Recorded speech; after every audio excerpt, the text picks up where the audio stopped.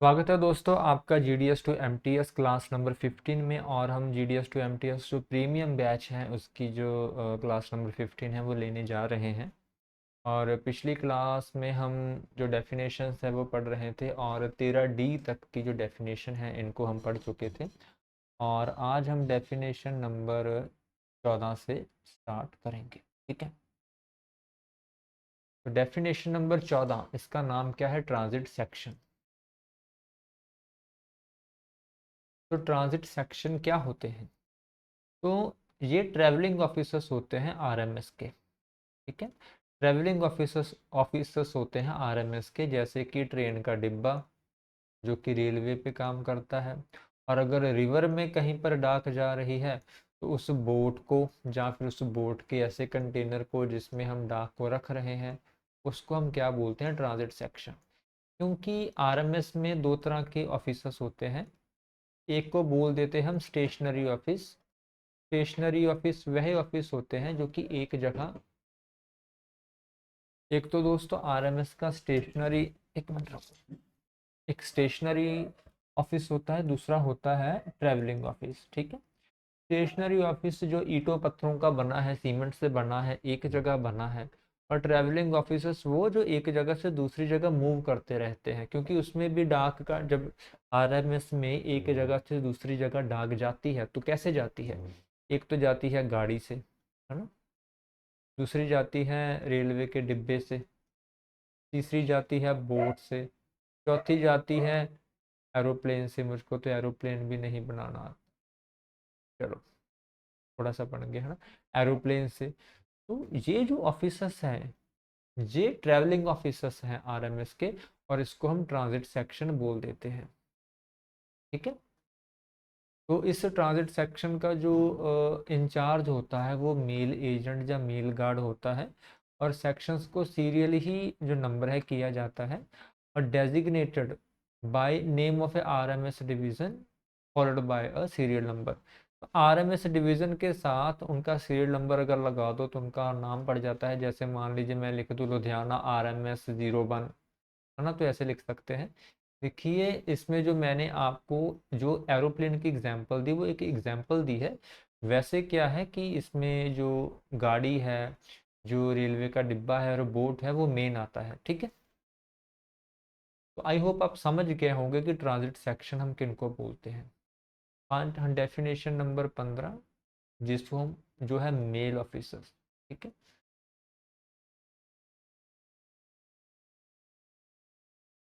तो ऊपर हम पढ़कर आए हैं, मैं आपको बताना चाहता हूँ।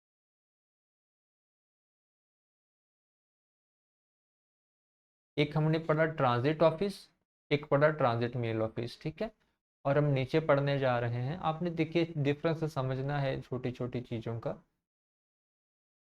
तो पहला पॉइंट क्या है कि जो मेल ऑफिस है स्टेशनरी ऑफिस है आरएमएस का। स्टेशनरी ऑफिस का क्या मतलब है? ईंट पत्थर से बना हुआ एक जगह पर बिल्डिंग है। और मेल ऑफिस दो तरह के होते हैं, एक होता है सॉर्टिंग मेल ऑफिस, एक होता है transit mail office. Transit mail office हम ऊपर पढ़ कर आ चुके हैं। ठीक है, और सॉर्टिंग मेल ऑफिस वो ऑफिस होता है जहाँ पर सॉर्टिंग होती है। इसको भी हम ऊपर पढ़कर आ चुके हैं, लेकिन नीचे सिर्फ उसको क्लासीफाई किया गया है। और मेल ऑफिस का इंचार्ज कौन होता है? वो होता है हेड सॉर्टिंग असिस्टेंट। ठीक है, और सॉर्टिंग मेल ऑफिस का। और ट्रांजिट मेल ऑफिस का इंचार्ज कौन होता है? मेल एजेंट होता है। ठीक है, तो दोनों तरह के जो मेल ऑफिसर्स हैं हम ऊपर पढ़ चुके हैं। एक को हमने सिर्फ सॉर्टिंग ऑफिस पढ़ा है, जैसे ये पढ़ा हमने सॉर्टिंग ऑफिस। ठीक है, और दूसरे को हमने क्या पढ़ा है? Transit mail office. ठीक है,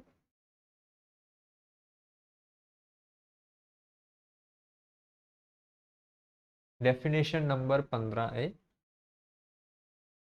जिसमें हम सीएमओ या बीएमओ के बारे में समझेंगे। सीएमओ की फुल फॉर्म क्या है? कॉरपोरेट मेल ऑफिसर्स, या बीएमओ, जिसको हम बल्क मेल सेंटर भी बोल देते हैं। देखिए नाम से ही पता हमें लग जाना चाहिए कि ऐसे मेल ऑफिसर्स जो कि कॉरपोरेट के लिए काम करते हैं। कॉरपोरेट मानो कि बड़ी कंपनीज, जैसे HDFC बैंक, या SBI बैंक, या प्रोटीन, जिसमें हमारे जो सारे एनपीएस के पैसे जाते हैं, और बहुत सी ऐसी चीज़ें, एनएसडीएल। तो इसमें क्या है कि जो बल्क मेल पोस्ट करते हैं ऐसे कॉरपोरेट ऑफिस या बैंक या ऑफिसर्स, उनके ऑफिसर्स में ही हमने कुछ पोस्ट ऑफिसर्स खोले हुए हैं। Post office in the mail mail officers खोले हुए हैं।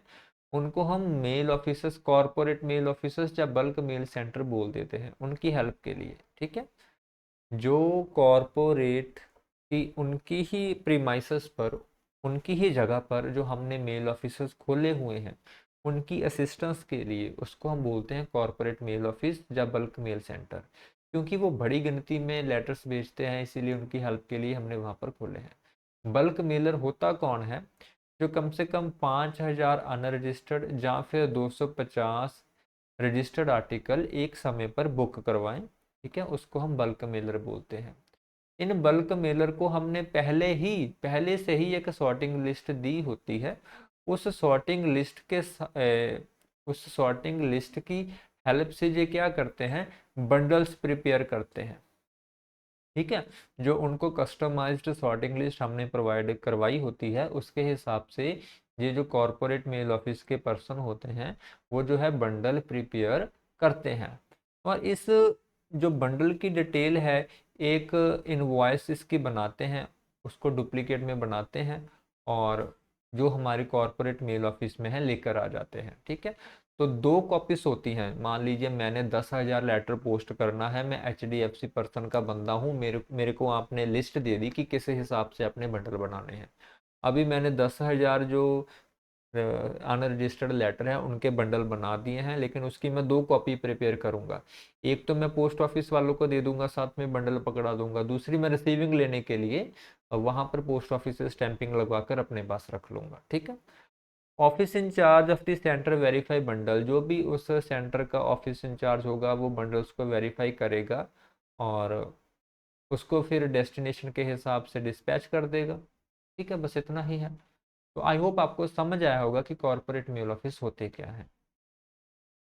Definition number 15 B, mass mailing centre.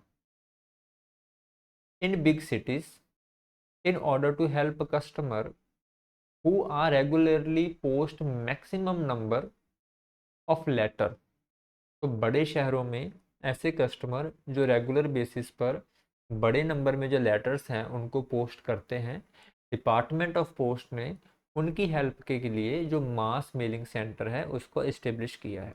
ठीक है, तो मास मेलिंग सेंटर में क्या फैसिलिटी होती है कि कस्टमर उनको लूज लेटर दे सकता है या सर्कुलर दे सकता है, लिफाफे अलग से दे सकता है। ठीक है, इसमें क्या होता है कि मान लीजिए मैंने 10,000 लेटर पोस्ट करवाने हैं और मैं डिपार्टमेंट के पास गया, मैंने बोला भैया ये रहे 10,000 लेटर। ठीक है, ये रहा एनवलप, 10,000 एनवलप अलग से दे दिए, ये रहा ग्लू, ये रहे उनके एड्रेस। आप क्या करो, इनको खुद ही पैक करो, खुद ही लिफाफे में डालो, खुद ही गम लगाओ, खुद ही एड्रेस लगाओ और भेज दो। ठीक है, तो ऐसे सेंटर्स को हम बोलते हैं मास मेलिंग सेंटर। ठीक है, इसमें जैसे कस्टमर हमसे क्या डिमांड कर सकता है कि उनके लिए हम पता लिख दें, या लेटर्स को एनवलप में डाल दें, उस पर डाक टिकट लगा दें या फ्रैंक कर दें। ऐसी जो डिमांड है जो मास मेलिंग सेंटर में कस्टमर कर सकता है।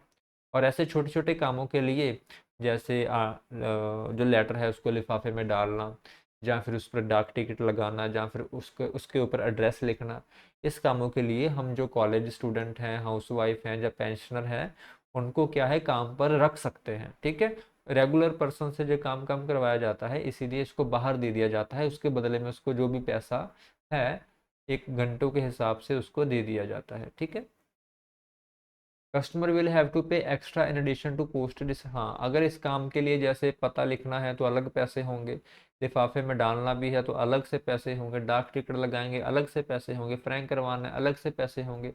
ऐसे जो भी कस्टमर डिमांड करता जाएगा उस हिसाब से जो उसके पैसे हैं अलग अलग जो है लगते जाएंगे, और बाद में हम कस्टमर से उसको कलेक्ट कर लेंगे। ठीक है, तो ऐसे सेंटर को हम बोलते हैं मास मेलिंग सेंटर। ठीक है,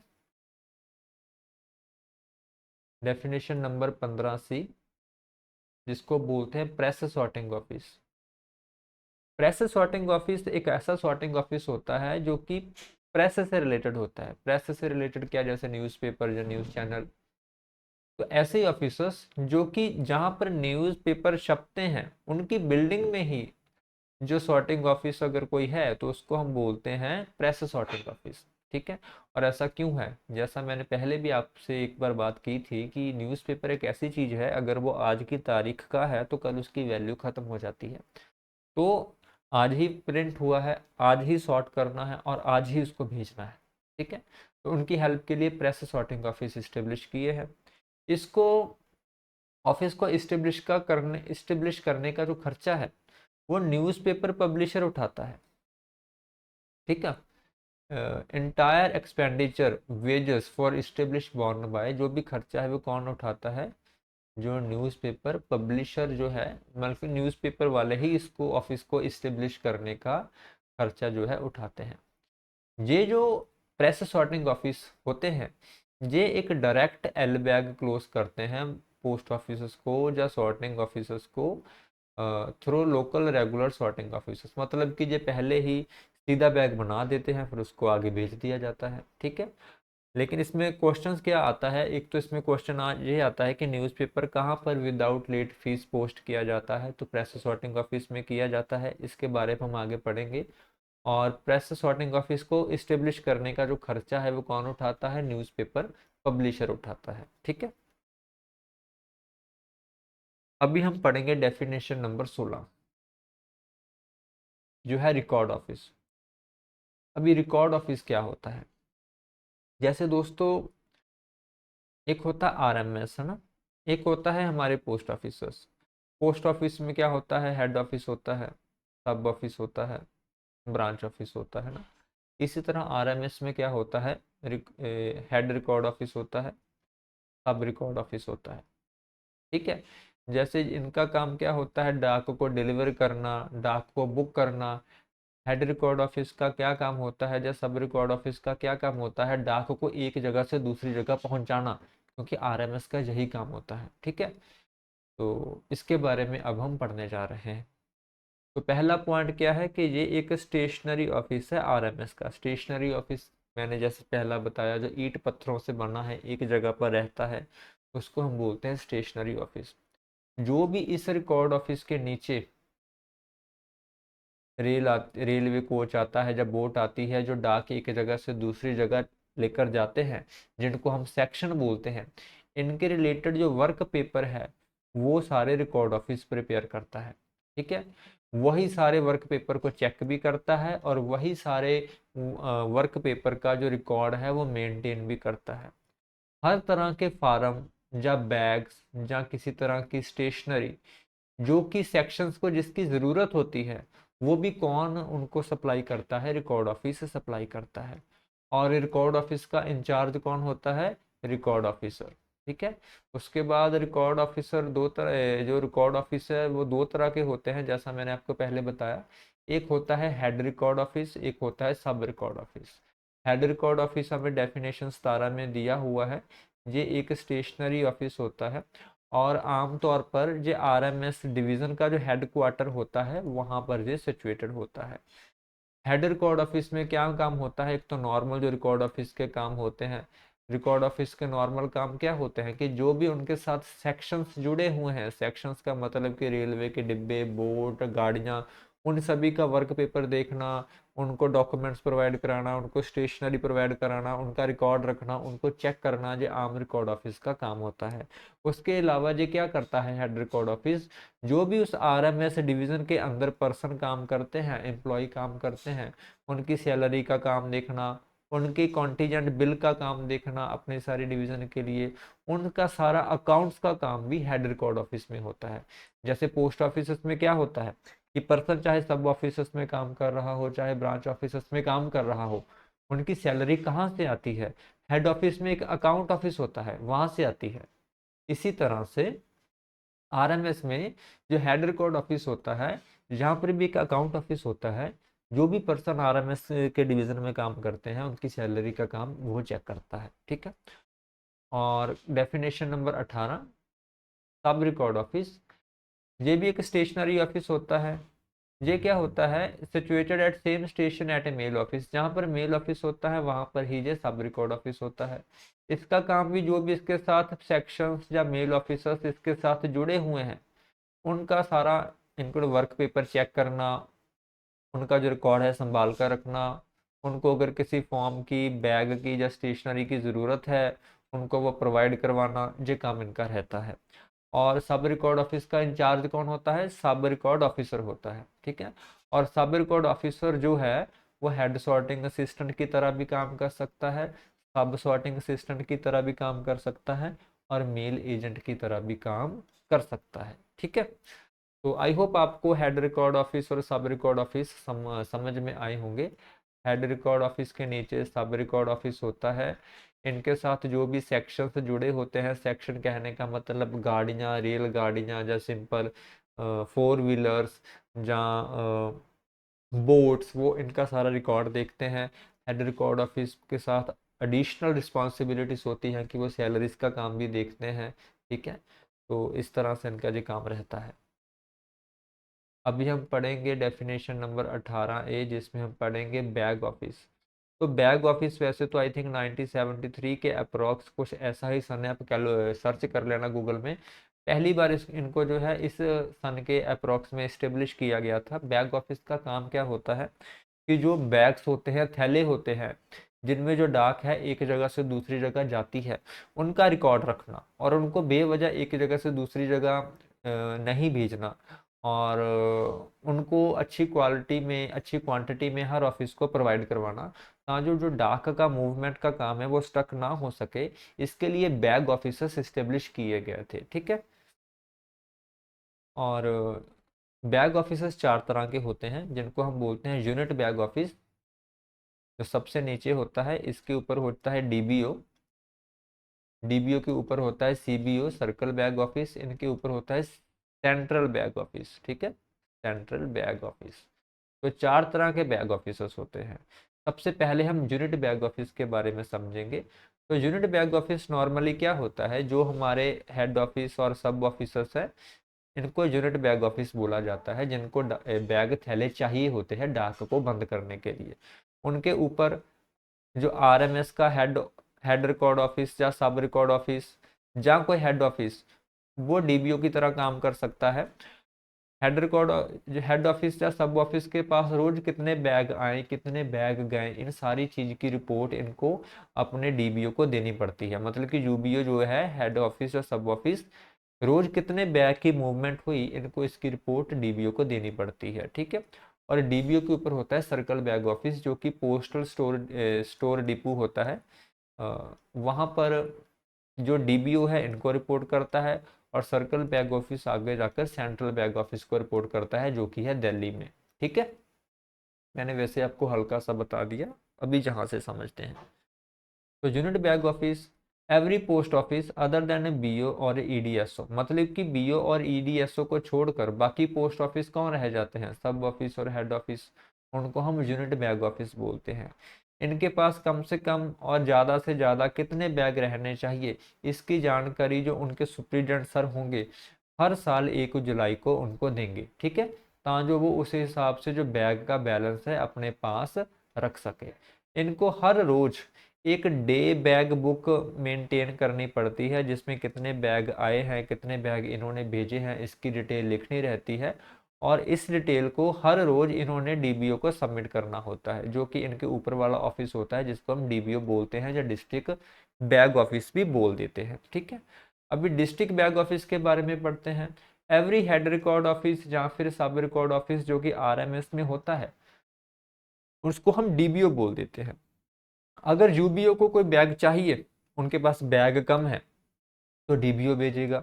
अगर उनके पास बैग ज़्यादा है तो वो किसको भेजेंगे, तो वो डीबीओ को भेजेंगे। तो डीबीओ क्या है, बैग्स के मैनेजमेंट की जो है काम करता है। It maintains bag account for all type of bag category wise, ठीक है, as bag received dispatch by sorting office TMO और यूबीओ अटैच टू इट। इसके पास सारे जो इसके साथ सॉर्टिंग ऑफिसर्स जुड़े हैं, ट्रांजिट मेल ऑफिसर्स जुड़े हैं या यूबीओ जुड़े हैं, उनके पास कितने बैग हैं, कितने बैग उन्होंने रिसीव किए हैं, कितने डिस्पैच किए हैं, इन सारी डिटेल जो है डिस्ट्रिक्ट बैग ऑफिस के पास रहती है। और जो डिमांड भी जो है फुल ऑफिस जो छोटे नीचे इनके ऑफिसर्स काम करते हैं, उनकी जो डिमांड है वो भी जो है डिस्ट्रिक्ट बैग ऑफिस फुलफिल करते हैं। अगर उनके पास बैग किसी हालत में कम रह जाते हैं तो कौन प्रोवाइड करेगा? डीबीओ प्रोवाइड करेगा।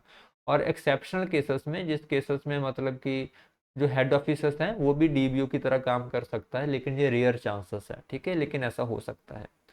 सर्कल बैग ऑफिस की बात करें, डीबीओ जो है सर्कल बैग ऑफिस को रिपोर्ट करता है। और ये कहाँ पर होता है? पोस्टल स्टोर डिपो में होता है। पोस्टल स्टोर डिपो क्या होता है? एक ऐसा ऑफिस होता है जहाँ पर हम जो कि पोस्टल स्टेशनरी, बुलेट्स बुलेट्स जिससे हम बैग से बांधते हैं, आजकल वो आई नहीं है, वो फीता सा है, उसको बुलेट्स बोल देते हैं। जब बैग्स ऐसी चीज़ों के साथ, या लेबल्स जो इन चीज़ों का रिकॉर्ड रखता है, इनको प्रिंट करवाता है, इनका स्टॉक रखता है, इनको पोस्ट ऑफिस में सप्लाई करता है, इसको बोलते हैं हम पोस्टल स्टोर डिपो, ठीक है। और आमतौर पर ये पोस्टल सर्कल के हेडक्वार्टर में ही सिचुएटेड होता है। इसका क्या होता है कि डीबीओ और यूबीओ की इंस्पेक्शन करना, जो बैग बैलेंसेस है उसको चेक करना, नए बैग खरीदना, बैग्स को डिस्ट्रीब्यूट करना, बैग्स को रिपेयर करना, या फिर उनकी बोली लगाना, ये काम होता है सीबीओ का, ठीक है। देखिए, बैग को डिस्ट्रीब्यूट करना, सीबीओ जो है वो डीबीओ को डिस्ट्रीब्यूट करता है, डीबीओ आगे यूबीओ को करता है, तो एक चैनल से ही काम होता है, ठीक है। और लास्ट में है सेंट्रल बैग ऑफिस, जो कि दिल्ली में है। सेक्शन डी पोस्टल डायरेक्टोरेट, जो कि हमारी पोस्टल की पोस्ट ऑफिस है, वहाँ पर जो बड़ी बिल्डिंग है पोस्टल डायरेक्टोरेट, उसके सेक्शन डी में उसको हम सेंट्रल बैग ऑफिस बोल देते हैं। वहाँ पर कोई फिजिकल बैग के साथ डील नहीं होता है। ऐसे नहीं है कि हम वहाँ पर थैले लेकर जाते हैं और देख लीजिए सर ये थैले हमने लिए हैं और ये बांटने हैं, ऐसा नहीं होता। वहाँ पर सिर्फ कागजी कार्रवाई होती है। अगर बैग्स को खरीदना है या उनको बांटना है, उनके रिलेटेड जो कागजी कार्रवाई है वो हम सेंट्रल बैग ऑफिस में करते हैं, जो section D of postal directorate में सिचुएटेड है, ठीक है। तो आज की वीडियो में हम इतना ही रखेंगे। आई होप आपको चीज़ें समझ आ रही हैं। कोई डाउट है तो खुशी से कमेंट कर सकते हैं। अभी के लिए जय हिंद, जय भारत, जय जवान, जय किसान।